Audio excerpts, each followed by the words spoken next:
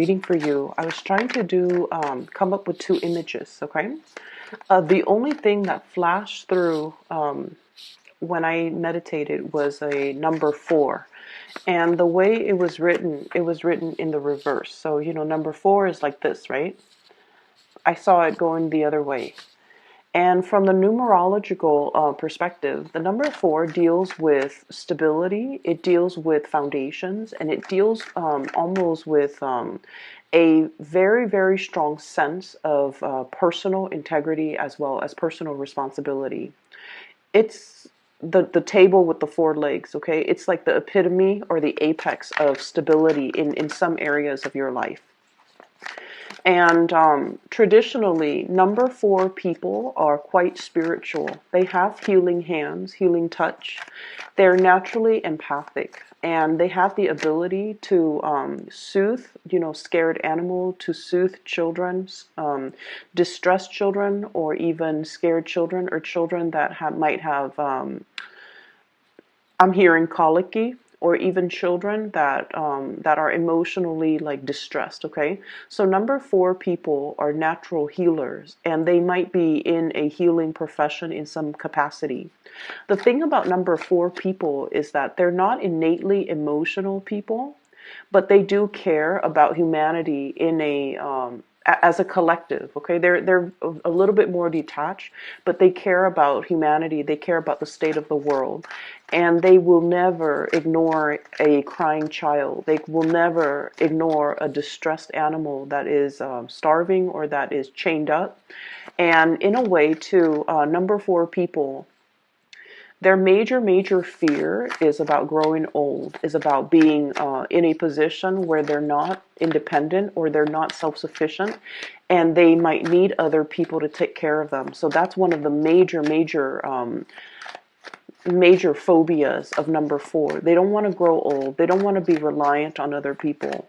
They don't especially want to be put in any type of a situation where they can't take care of themselves. Okay, so I feel like, all the number 4 energies, the good side and the shadow side, is really coming up in this spread. And especially because the 4 showed up in the reverse, it indicates to me more of the shadow side of the number 4 coming up for you to kind of reorient your life. Okay, so the whole concept about, many of you, about, being a healer, being an empath, being a light worker, and being in a position where you are soothing people, you're taking care of distressed people, you're taking care of you're taking care of people who are in dire need. Okay, many of you might be in the healthcare profession, might be in the healing profession, might even be in an academic environment where you are somewhat trying to come up with a way to uplift humanity. Okay, this could be, I feel like, in the healthcare profession, in public health, in epidemiology, in even doing research that will really transform the way that people look at their health, the way people look at or views, their ability to be self-sufficient, or to even, learn to take care of themselves, learn to take better care of their bodies, learn to be conscientious about what they're putting in their body, so that when they're into their old age, they're still functioning and they're still operating at their best, because they would have taken care of the vessel that houses their energy and their life force. Okay, so I feel like the whole concept about really taking care of yourself, being aware of your mortality, being aware of your human limitations even, and working with it, not against it, so like not overexerting yourself, taking better care of what you're putting in your body, being mindful of your diet, being mindful of what you want your body to do for you, so that when you're older, you can still, you can still enjoy life without, physical ailments. Okay, so I feel like many of you might have had a recent health scare or a recent wake-up call when it comes to treating your body at almost like as a temple. I'm also seeing as well the concept about being able to be self-sufficient and to really take care of yourself. The number 4 people, excuse me, let me just pull up my sleeves. The number 4 people are the worker bees of the numerology world. They are the last people usually to leave the office, and they're usually the first people to come into the office. Okay, so day in and day out, their coworkers, their supervisors, their boss knows that if they want something done and they want something done right, they give it to the number 4 people. Mainly because they just don't quit until things are done properly. They don't mind putting in, clocking in extra hours, even if they don't get paid for it. They don't mind doing that. And especially, they don't mind being the last person to leave the office, because to them, personal responsibilities, taking care of things, and they don't do it in a way where they're looking for recognition. They do it in a way where it needs to be done. It was assigned to somebody, it's assigned to me, or somebody needs to take care of it. And, I happen to be here, so I'm going to get it done.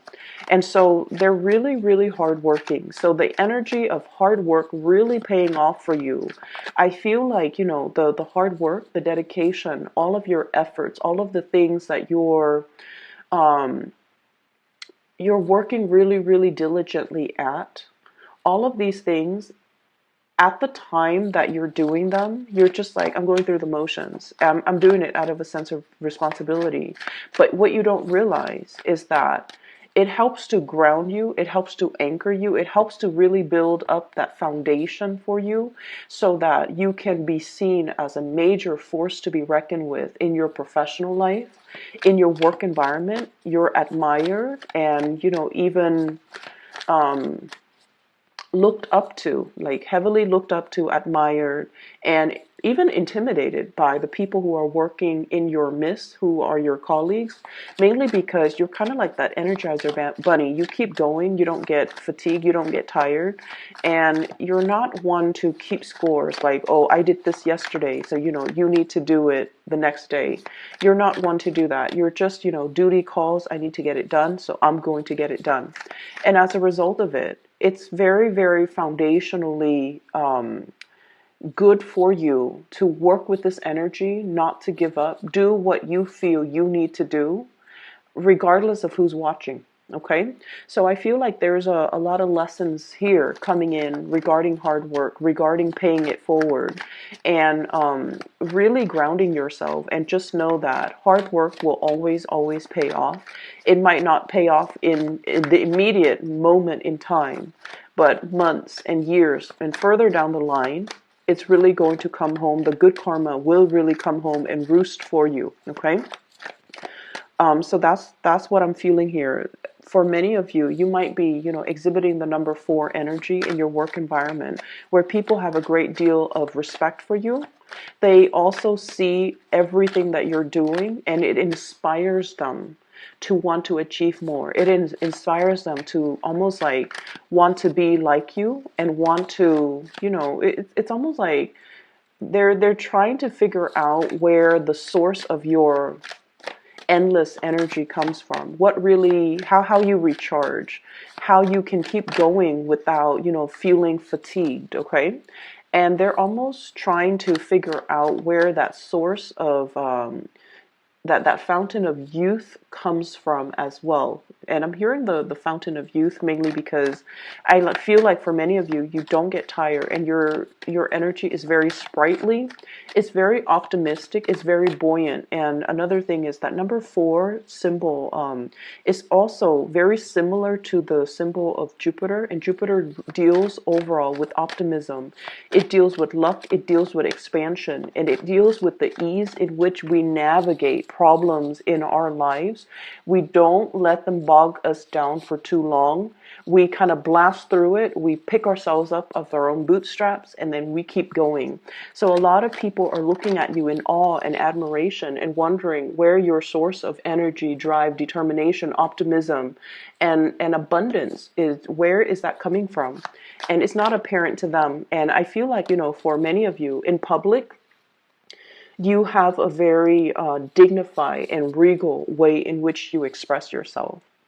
And I feel like, you allow yourself to be vulnerable to the extent where When you're around people that you love and people that you trust 100%, that's when you let the vulnerability shows. But when it comes to, acquaintances and just random people in your environment, they see you as somebody who's like a pillar of strength and stability, like, that the table with the four legs. They don't see you buckle under pressure.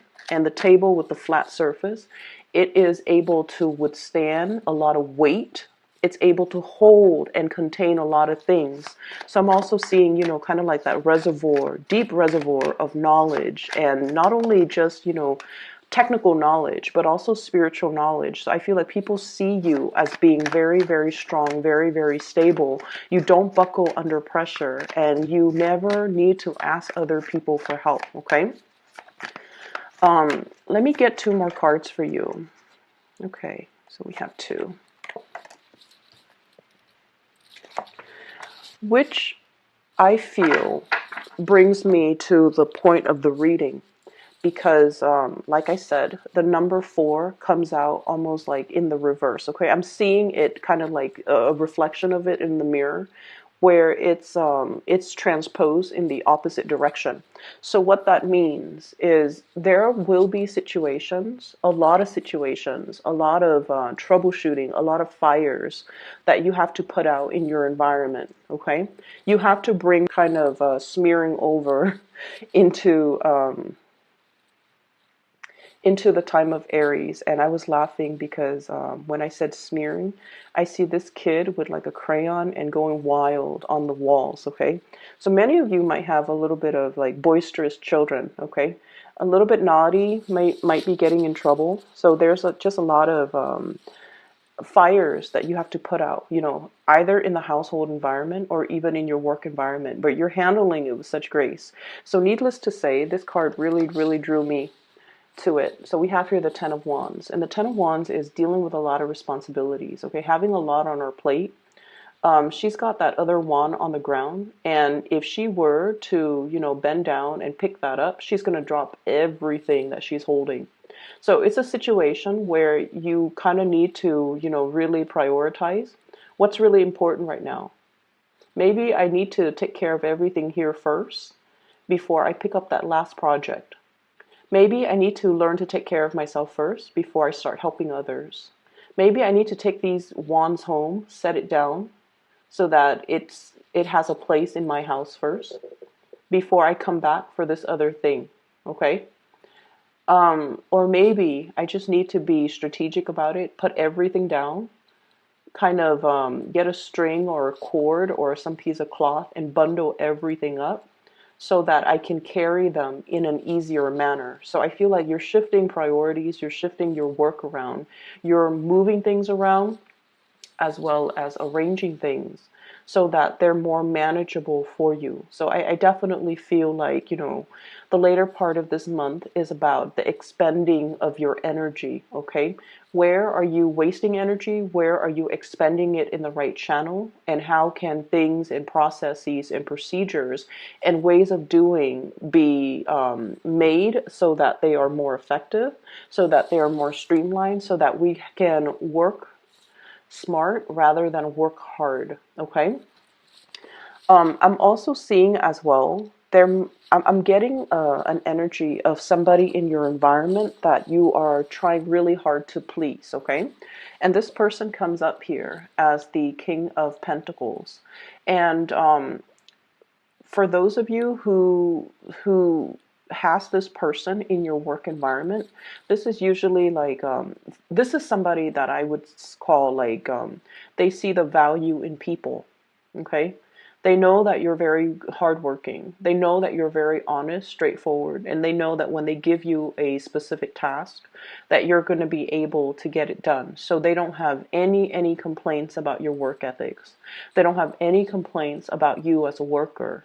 And if you were working under this person, they know that you take care of everything that you're supposed to. So they're not, looking over your shoulders, micromanaging you, or they're not checking up on you every 5 minutes to make sure that you're actually at your desk doing your work. They have a great deal of trust in you. And because they have such a great deal of trust in you, this is not somebody who's very verbose when it comes to congratulations, okay? They're not going to come by your desk and be like, oh, nice work today, or you did a really good job on this account, or you handled this client really, really well, or you did a really good job with, the quarterly summaries or with your reports. Compliments don't come easily with this person. And I feel like the way in which you know that they trust you is when they give you important tasks for you to finish. It's because they trust you. They wouldn't give these tasks willy-nilly to any slacker in the office. They come to you with the best because they know you're capable of doing the best, okay? And so I almost feel like you don't need to go out of your way to impress anybody or prove anything to anybody, okay?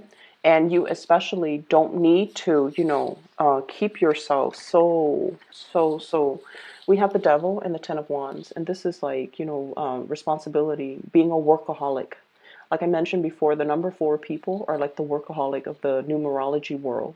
This is ultimately workaholism, not having that good personal life and work life balance, feeling a little bit like overwhelmed, kind of like you're sinking or you're drowning with a lot of responsibilities, okay?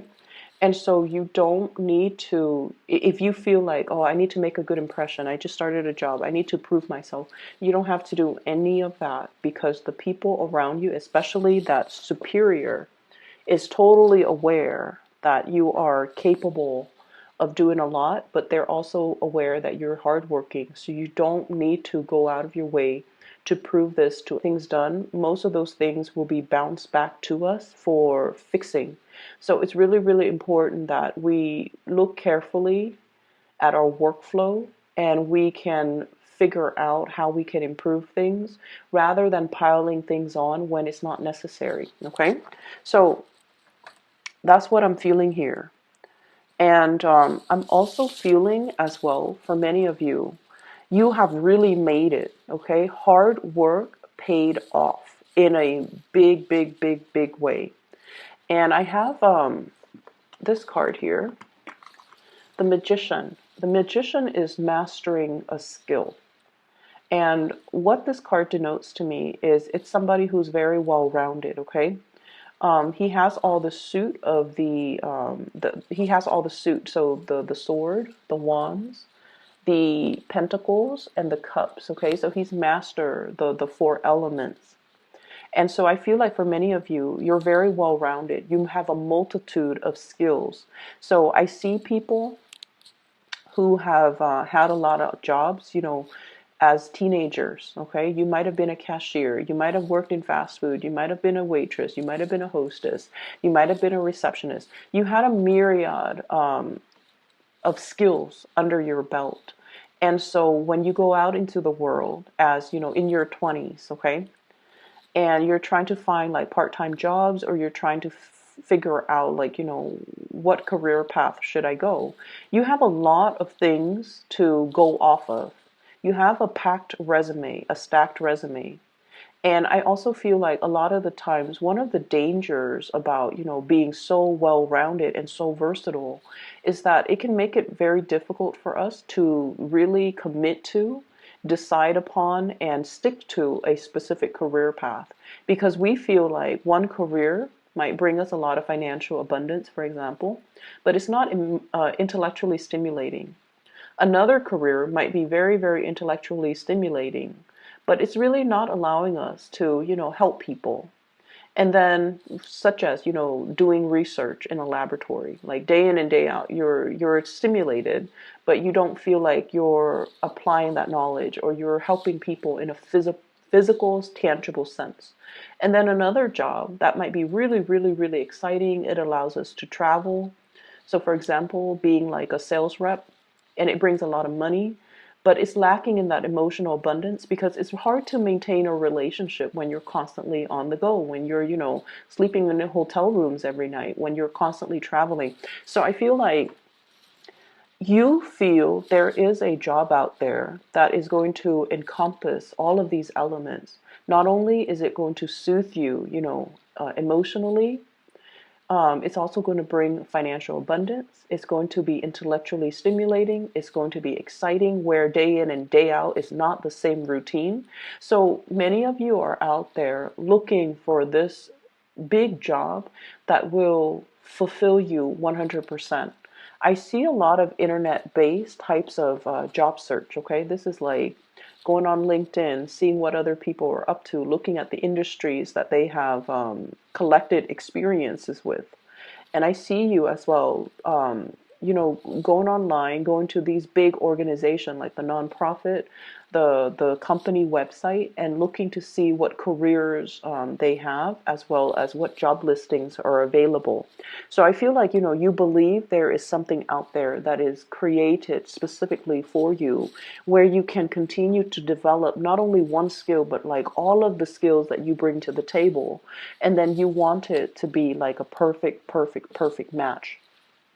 If you are in the process of looking for work, I feel like many of you are really, really, you're, some of you could be at the top of your career. You've already mastered everything. And the work itself, I'm hearing there's a lot of babysitting.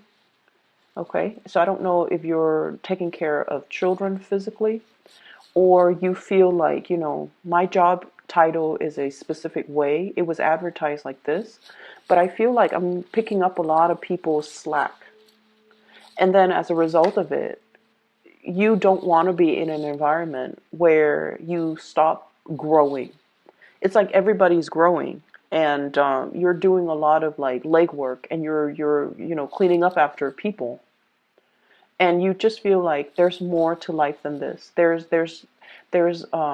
more to my capabilities, and this job is really limiting, my ability to learn more, my ability to expand. So I'm looking elsewhere. So I see many of you looking elsewhere, many of you as well, moving forward and trying to find something that encompasses, everything that you love and that will be more in alignment with you. This is going to be on the horizon for you. Okay, we have the Wheel of Fortune, things turning around, and kind of like, I usually think of this as like a door opening or a portal. Okay, and the stars have to align in order for the portal to open. It's sort of like, those um, it's like those the sacred space, and I'm getting a lot of, Indiana Jones like references, where things have to all be aligned in order for a specific situation to happen, or a specific thing to open. Like the time is not ready yet, and when it does open for you, it's really going to free you from this mental prison here with the Eight of Swords. It's sort of like feeling stuck, feeling like I don't even know which direction I want to go. I want to go in. Having a lot of thoughts, having a lot of what ifs, having a lot of like having a lot of options, having a lot of ideas, and not having anything concrete, or not having, that mentor that can really help you find a straightforward career path even. So I feel like something is going to be open for you. And what they're saying is, in the past, if you have settled for situations because it met a specific criteria, but it didn't meet all of the criteria. It was, financially stable, so I did it, or I was in it.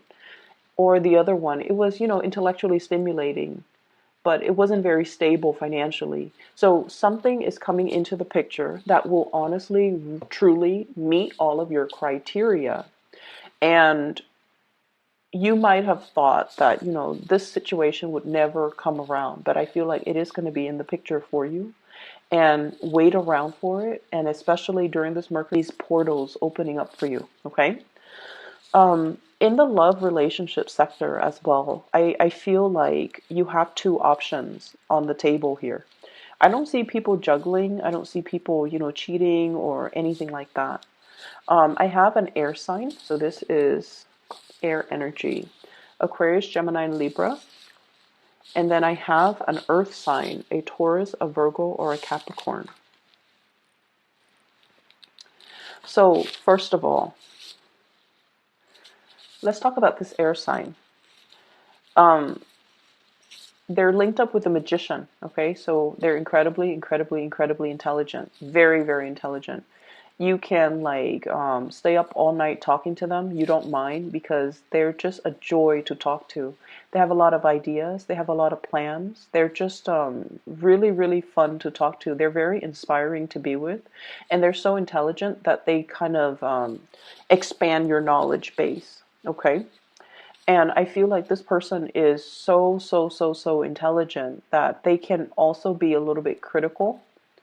Um, Not in a snippy, moody way, but I feel like when they talk about something, they have already like thought out all they have thought about all the possible outcomes that could result from it. So, for example, they might say like,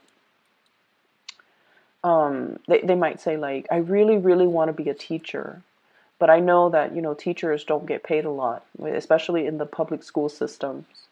And then we have to deal with all of those administrative meetings, which really cuts into the time that I have in the classroom. And then on top of that, we're now teaching to, meet some standardized test scores. Just we're teaching students just so that they can pass the test. We're not really teaching them life skills, or we're not really teaching them properly. So as a result of it, I'm not going to be a teacher. So it's sort of like that.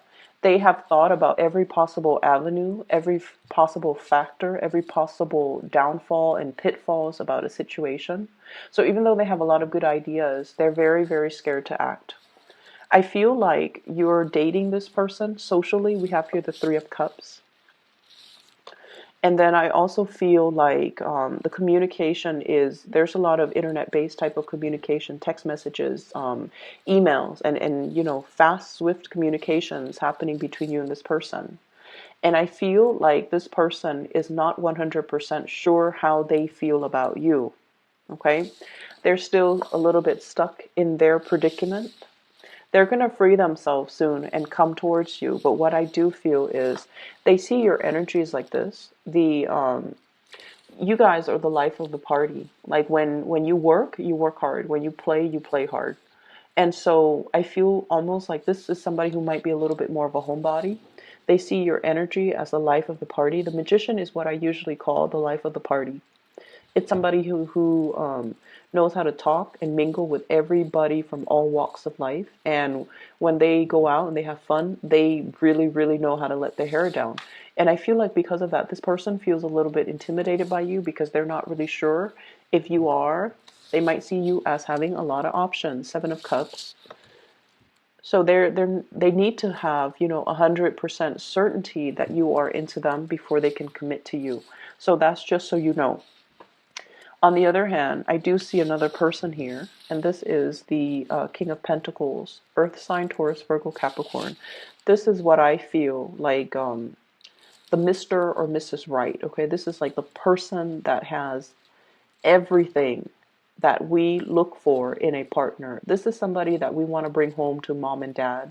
They're proper, they're polite, they're financially stable, they're very loyal, and they're also very calm and in a way like bashful when it comes to public display of affection. Okay, this is someone who's very prim and proper. Some of you might be in a relationship with this person, and recently it seems like there has been a lot of responsibilities from your end and from their end where you're not able to meet up together as a couple. There might have been a few arguments and flare-ups in the relationship recently as well. But no matter what, you and this person always comes back together. This is somebody where if you've had a really bad day, they will give you a foot massage. Okay, if you were on your feet all day, they will go home, pamper you, massage you, and just take care of you. They really, really take care of you. They're not 100% emotionally expressive. And I feel like the characters you're dealing with, this air sign and this earth sign, they're not 100% emotionally expressive. They're not going to tell you, oh, you look very beautiful today. They're not going to tell you, I really appreciate everything that you do. They don't work and operate in that way, but just know that you are very, very loved and looked after. And, like I said, you're a force to be reckoned with. So I feel like the people around you really, really care about you. They just don't express it in a very verbal way.